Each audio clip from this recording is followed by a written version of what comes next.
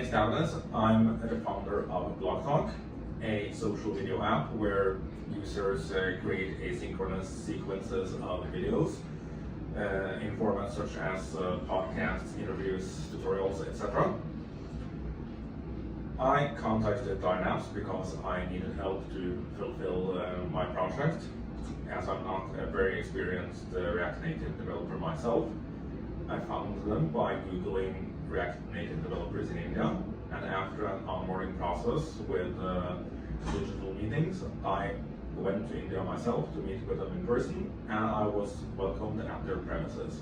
I met with head of delivery, Thankyou, a very nice guy, and we went through a design phase where I had a very clever designer redesign all the screens of my app to make it way more appealing than it was.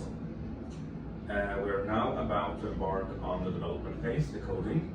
I've gotten a dedicated team with a project manager, an experienced developer, and the head of delivery, Thankyou himself.